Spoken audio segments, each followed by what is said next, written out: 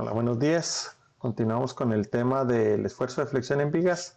El día de hoy abordamos lo relativo al cálculo de centroides y momentos de inercia.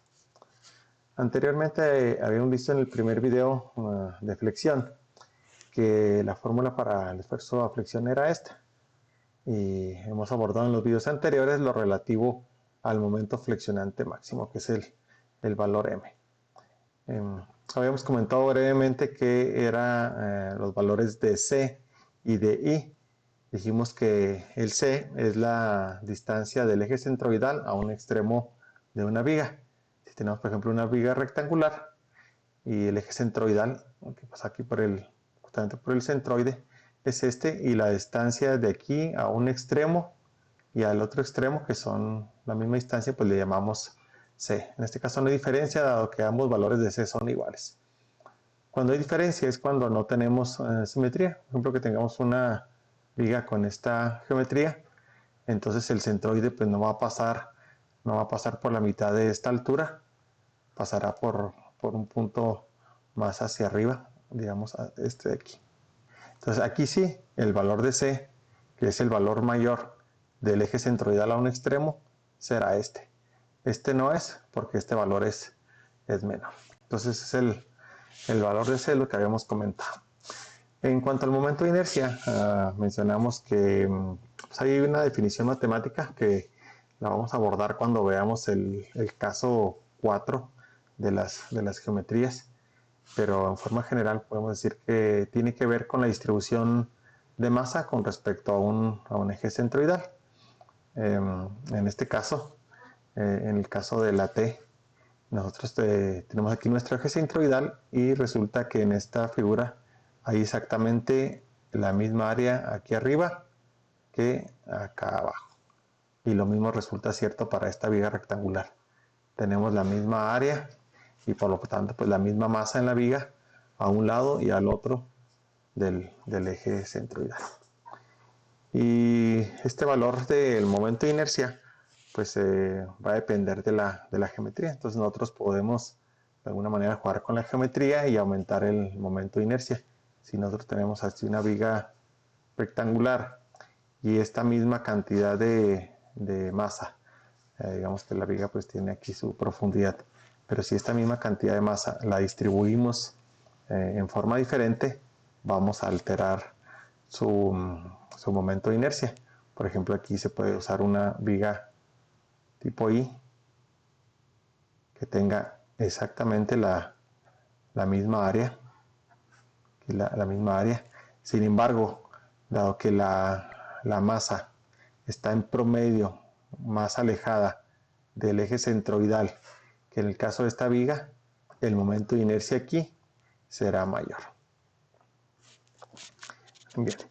Entonces, para analizar esto de lo relativo a centroides y momento de inercia, pues tenemos 4 diferentes casos o 4 diferentes situaciones. En uno vamos a ver qué es lo que hacemos cuando tenemos una figura geométrica simple, como el caso de un rectángulo. Pues aquí básicamente lo que hacemos es usar una fórmula. Esta pues las podemos conseguir en prácticamente todos los libros de mecánica de materiales. Generalmente en la sección de apéndices vienen las fórmulas de centroides y momentos de inercia para figuras geométricas simples. Entonces vamos a aprovechar y ver un par de ejemplos. En el caso del texto de mecánica de materiales de MOT, en el apéndice A1 vienen propiedades de áreas. Entonces, si tomamos por ejemplo aquí, veamos el caso del cuadrado, pues aquí nos está diciendo que el centroide de este cuadrado pues pasa a la mitad. La altura es S, esta es la altura S, y el centroide pues está en S sobre 2. Y su momento de inercia para el caso de un cuadrado es lado a la cuarta entre 12. También recordemos que el momento de inercia se expresa en unidades de longitud a la cuarta.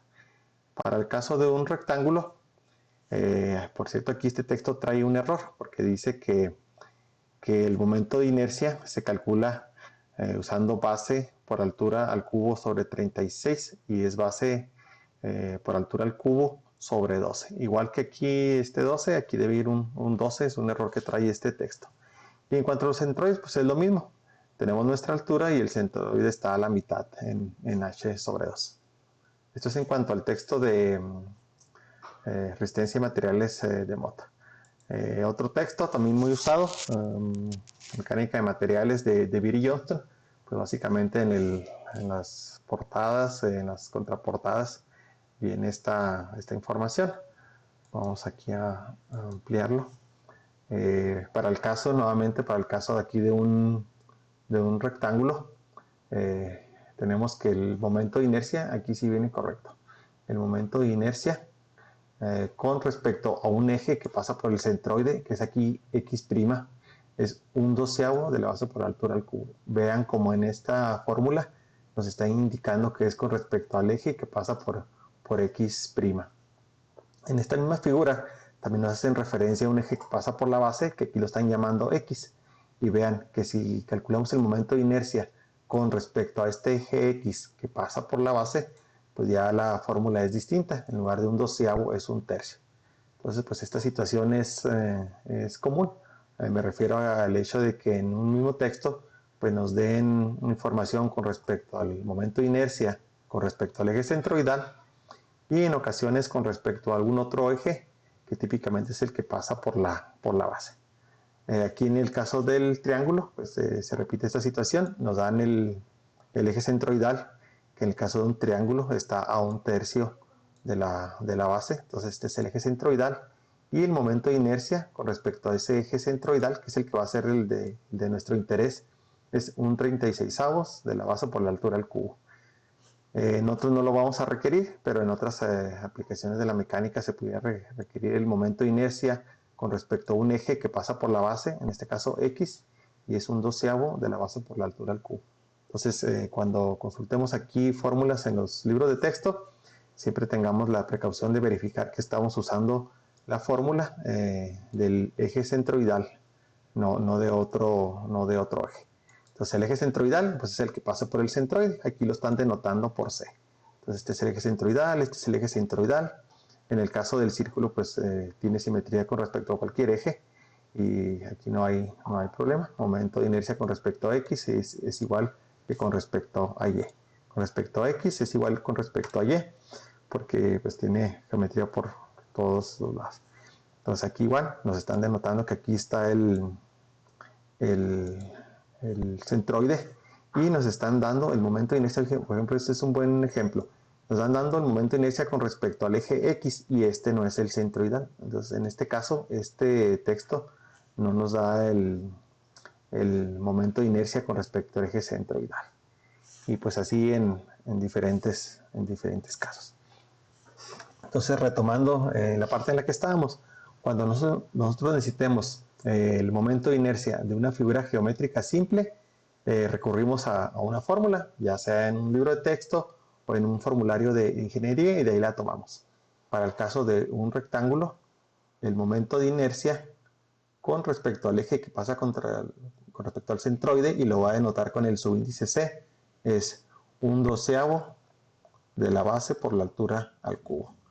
Cuando es un cuadrado, pues esto se simplifica y en lugar de ser base por la altura del cubo, pues es simplemente lado a la cuarta.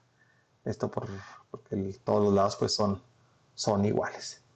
Si requerimos el momento de inercia con respecto a un círculo, vamos a ver, aquí tenemos claro, algunas fórmulas. En el momento de inercia, para el caso del círculo, es este de aquí. Vamos a ampliar aquí el zoom. En el caso de un círculo es pi por diámetro a la 4 sobre 64. Ya comentamos para el cuadrado, es lado a la cuarta sobre 12. Este es el lado, la longitud del lado a la cuarta sobre 12. Si es un rectángulo, se base por altura al cubo sobre 12. Esta es una de las fórmulas que probablemente vayamos a usar más. La del rectángulo y la del círculo. Si fuera un triángulo, que esta geometría pues no es tan común en vigas, pero en caso de que esté presente, pues sería base por altura al cubo sobre 36 y así sucesivamente. Ok, continuemos.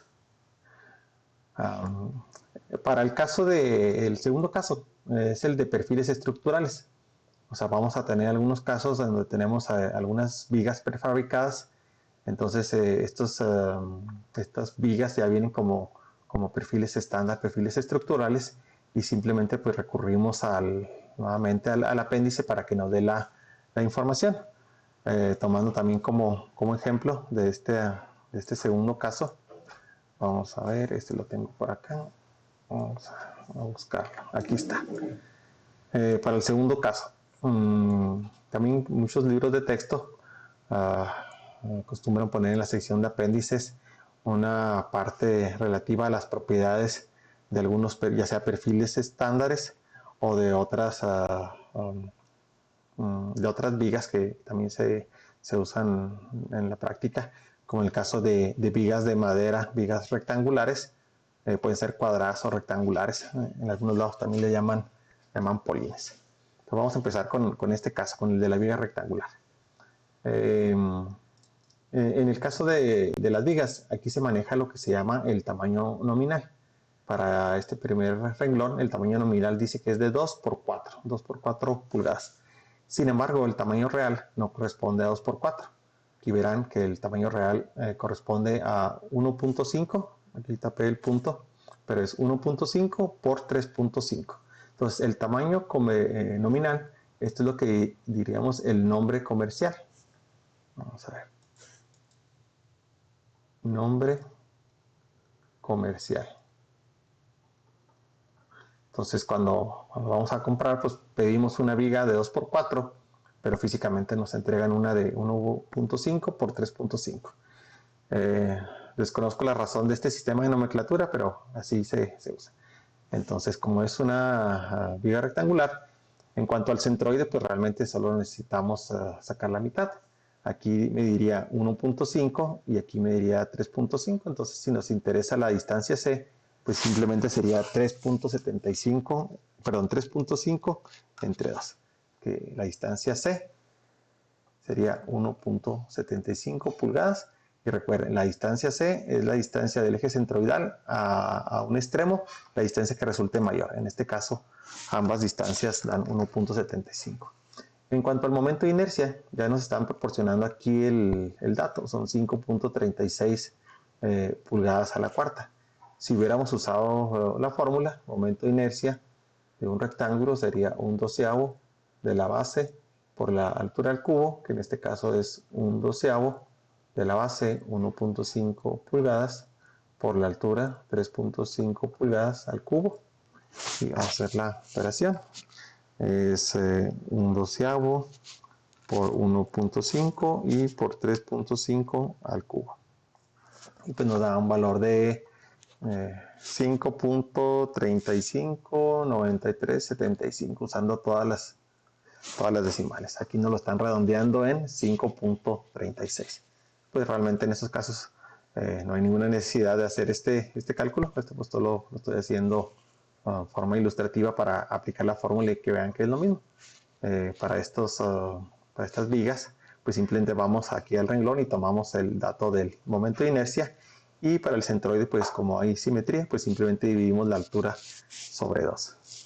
Va a haber otros tipos de perfiles estructurales, hay pues una variedad. En este caso estoy usando aquí el apéndice A7, en este caso del texto de Mott. Entonces aquí vienen perfiles de acero de patín ancho, que también le llaman perfil W. Entonces a este perfil pues tiene una denominación, que en este caso voy a tomar el primero, es el W30 por 173. Este nuevamente es el nombre comercial, perfil W30 por 173. Y aquí lo que nos interesa pues son dos datos. Uno es el dato C y el otro es el del momento de inercia. El momento de inercia, aquí lo encontramos en propiedades de sección con respecto al eje X. Entonces para este perfil W30 por 173, el momento de inercia es 8.230 pulgadas a la cuarta. 8.230 pulgadas a la cuarta. Cabe aclarar que, recordando nuevamente nuestra primera lección de este tema, estas vigas están cargadas en forma perpendicular al eje centroidal. Entonces, por eso estamos seleccionando aquí el eje XX. Ahora, en cuanto a la distancia C, pues esta la obtenemos dividiendo simplemente lo que se llama el peralte entre 2. Voy a borrar aquí esto para que quede más claro. Entonces, para estas vigas, esta altura se llama peralte. Entonces, buscamos aquí en la tabla. Aquí dice peralte D en pulgadas. Entonces, el peralte es 30.4 pulgadas. Y en estas vigas, pues también hay simetría. Entonces, la distancia C, pues será la mitad, que sería 15.2 pulgadas. Y bueno, pues así procedemos en cada perfil estructural. Cabe aclarar de que siempre hay que tener pues, atención en leer la información que viene aquí en la tabla, porque puede venir presentada en forma distinta. Posteriormente, ya cuando hagamos de algunos problemas de unas vigas que ya estén cargadas, pues sí analizaremos diferentes condiciones, pero estos dos pues, nos sirven a manera de ejemplo. Vamos a regresar a los textos que teníamos, a ver si aquí, vamos a ver si aquí deben venir propiedades también de vigas. Ok, sí, miren, aquí vienen.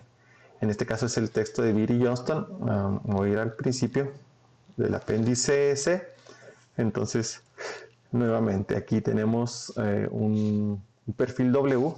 Igual, aquí no nos están dando el nombre de peralte, aquí le ponen la distancia D. Entonces, aquí lo que estamos buscando es la altura D. Aquí la encontramos. Entonces, con esa altura y con la designación de la viga, pues sacamos la distancia C dividiendo la altura entre 12. Y aquí viene el eje XX. Entonces, para este eje XX, aquí viene el momento de inercia en pulgadas a la cuarta, que en este caso son 21.100. Vamos a ver algún otro apéndice. Aquí sigue siendo un perfil W, tienen perfiles W. Aquí vienen otros perfiles similar que son más angostos. Perfil S, vamos a ver uno que sea distinto, por ejemplo este de aquí. Entonces aquí nos encontramos con este perfil en C. Entonces nuevamente la distancia D es la que nos va a dar el dato del centroide. Aquí viene altura D. Y nuevamente con respecto al eje XX encontramos el momento de inercia. El momento de inercia con respecto al eje XX, en que sería 404 pulgadas a la cuarta para un perfil C15 por 50. Entonces, el tipo de perfil pues será un dato siempre del problema, y en base a eso pues ya sacamos tanto la distancia C dividiendo la altura entre 2 o el momento de inercia. Y bien, con eso pues ya cubrimos lo que fue la segunda condición. Comentamos que hay diferentes perfiles estructurales. En el caso 2 puede haber de estos perfiles de acero W, perfiles en forma de C, que justamente así se llama, perfil C. También este tipo de ángulo en L, que pueden ser rectangulares, por ejemplo, pueden ser 2x4 o pueden ser cuadrados 4x4. Es que también hay diferentes resignaciones. Hay perfiles rectangulares. Todos estos apéndices, el A5, el A6, el A7, el A9, el A13, hace referencia al texto de mecánica de fluidos de Mott. Desafortunadamente en ese texto pues vienen girados a 90 grados. Lo vamos a ver aquí alguno. Aquí está el de vigas de madera, pero vienen girados y pues no es tan cómodo leerlos aquí en el PDF. Pero bien, entonces pues ya tenemos analizadas dos condiciones. En una dijimos que si teníamos figuras geométricas simples, pues usamos una fórmula. Si tenemos un perfil estructural, pues entonces tomamos el dato de una tabla. Ahora vamos a analizar lo que son las figuras geométricas compuestas. Vamos a nuevamente aquí hacer un zoom. Figuras geométricas compuestas con ejes colineales. ¿A qué nos referimos? Vamos a decir, si esta fuera una viga, entonces aquí tendríamos, no tendríamos ni una figura geométrica simple, o sea, esto pues no hay una fórmula, por así decirlo, para una cruz. Lo que hacemos, si queremos calcular el área, por decir algo, pues sumamos todas las áreas individuales. Entonces aquí vamos a proceder de manera similar. Esta figura geométrica compuesta, en realidad pues la podemos descomponer en 3 rectángulos. Y aquí tendríamos un rectángulo, y aquí tendríamos un segundo rectángulo, y aquí tendríamos el tercer rectángulo. Son 3 rectángulos. Pero aquí la característica que nos interesa es que esos 3 rectángulos comparten el mismo eje centroidal. Y de tal manera que cuando los ejes de las figuras individuales son coincidentes, podemos sacar ventaja de esta característica y sumar los momentos de inercia. Volviendo a hacer una especie de resumen. Si queremos sacar el momento de inercia total de la figura, lo que vamos a hacer es sacar el momento de inercia de la figura 1 más el momento de inercia de la figura 2 más el momento de inercia de la figura 3. Aquí la condición es que los ejes sean colineales. Ejes colineales. Esto es para el momento de inercia. Pues para el centroide, por tener simetría, pues simplemente dividimos nuevamente toda esta altura, la dividimos entre 2 y de ahí sacamos la distancia c.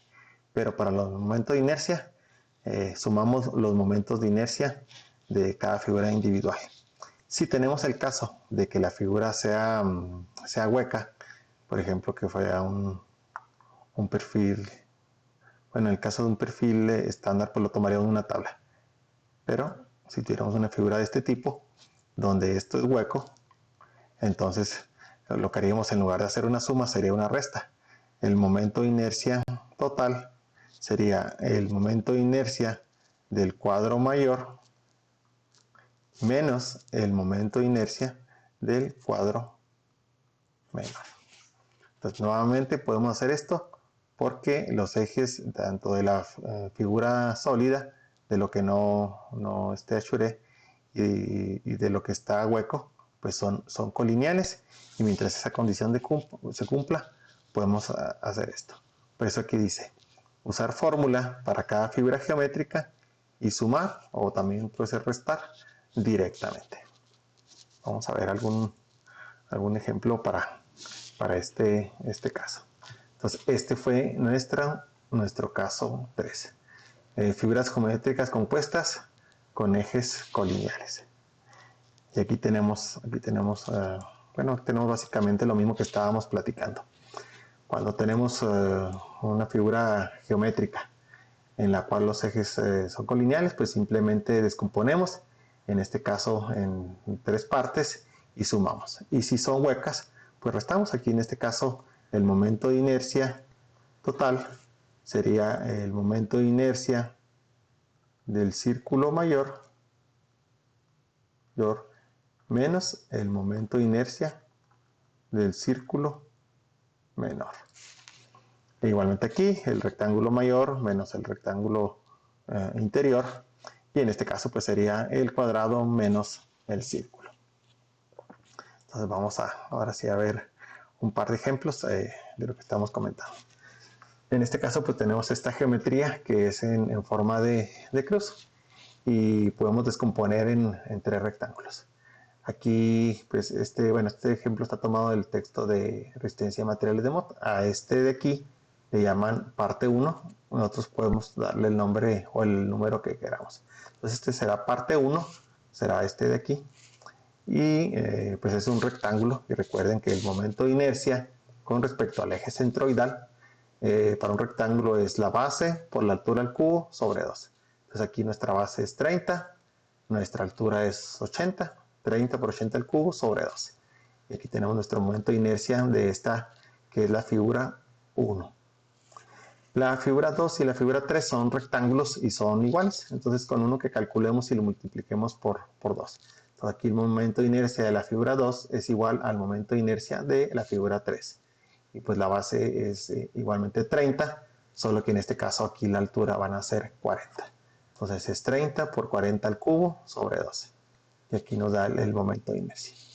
Entonces para hacer el momento de inercia total, pues será el momento de inercia 1 más, ya sea que digamos momento de inercia 2 más momento de inercia 3, o pues simplemente momento de inercia 1 más 2 veces el segundo momento de inercia, que es lo que hacen aquí.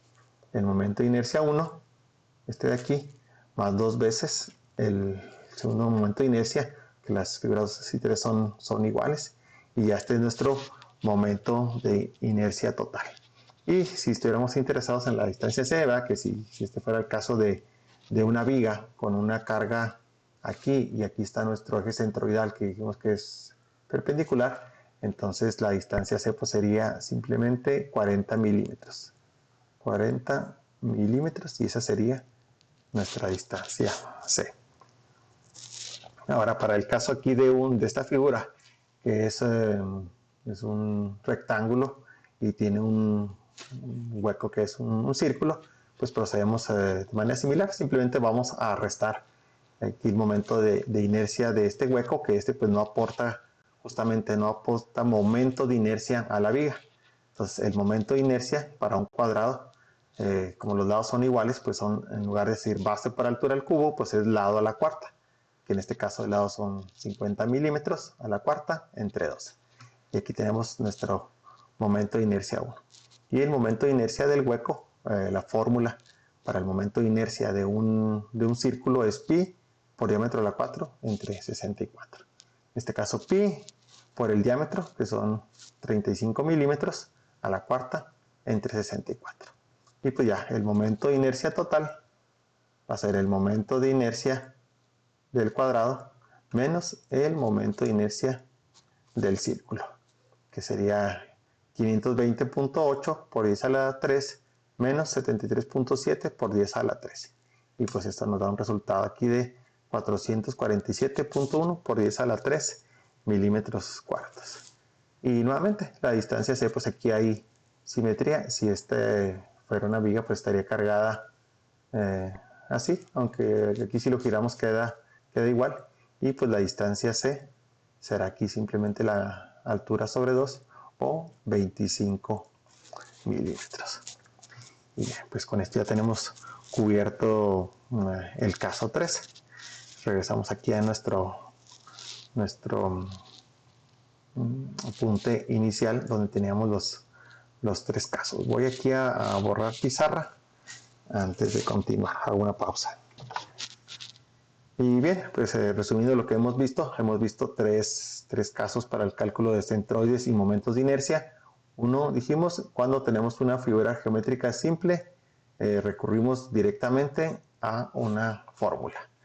Y la aplicamos así como aplicamos nuestras fórmulas de área o de perímetro, cualquier otra propiedad geométrica. Aquí el momento de inercia pues también es una propiedad geométrica. Y para el cálculo de la distancia C, pues dividimos simplemente la altura sobre 2. Para el caso de perfiles estructurales, tomamos los datos de la tabla. En el caso del momento de inercia, siempre cuidando que nuestra fórmula sea, o nuestro eje de referencia, sea el eje centroidal.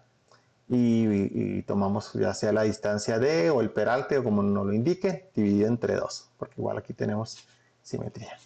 En el tercer caso vimos figuras geométricas compuestas, las cuales podemos separar en figuras geométricas simples de las cuales tengamos su fórmula. Las más comunes pues son rectángulos, cuadrados, círculos, ocasionalmente algún triángulo, que no es tan común. Entonces ahí descomponemos, y si la figura es completamente sólida, aquí tenemos que las figuras son colineales, pues sumamos el momento de inercia de uno, de la segunda, la tercera y todas las que estén involucradas. Y para la distancia C, pues nuevamente dividir altura sobre 2, porque tenemos aquí simetría. El cuarto caso es el de figuras geométricas compuestas con ejes no colineales. Vamos aquí a ampliar.